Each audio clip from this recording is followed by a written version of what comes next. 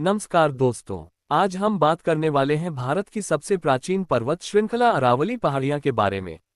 ये सिर्फ पहाड़ नहीं है, बल्कि हमारी हवा, पानी, जंगल और आने वाली पीढ़ियों की सुरक्षा की एक मजबूत दीवार है।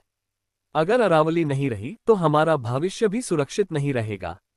अरावली पहाड़ियां दुनिया की सबसे पुरानी पर्वत श्रृंखलाओं में से एक मानी जाती हैं, जिनकी उम्र लगभग 150 करोड़ साल है। ये गुजरात से शुरू होकर राजस्थान, हरियाणा होते हुए दिल्ली तक फैली हुई हैं।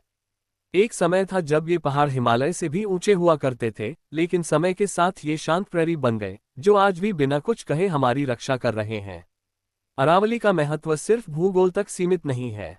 ये पहाड़ बारिश के पानी को रोककर जमीन के अंदर पानी जमा करने में मदद करते हैं, जिससे भूजल स्तर बना रहता है।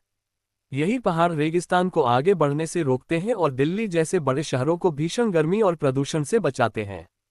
अगर अरावली खत्म हो गई तो दिल्ली और आसपास के इलाकों में तापमान और प्रदूषण कई गुना बढ़ जाएगा। अरावली पहाड़ियां जैव विविधता से भरपूर हैं। यहाँ तेंदुआ, नीलगाय, सियार, हिरण जैसे कई वन्यजीव पाए जाते हैं। सैकड़ों तरह के पक्षी और औषधीय पेड़ पौधे इन पहाड़ों में मौजूद हैं। ये पहाड़ लाखों जीव जंतुओं का घर है। जब हम अरावली को नुकसान पहुंचाते हैं तो हम सिर्फ जंगल नहीं काटते, बल्कि कई जिंदगियां भी छीन लेते हैं। आज अरावली पहाड़ियां सबसे बड़े संकट से जूझ रही हैं। अवैध खनन, जंगलों की अंधाधुंध कटाई और कंक्रीट के जंगल अरावली को धीरे धीरे निगल रहे हैं। हर दिन अरावली का एक हिस्सा खत्म हो रहा है और हम सब बस देखते रह जाते हैं।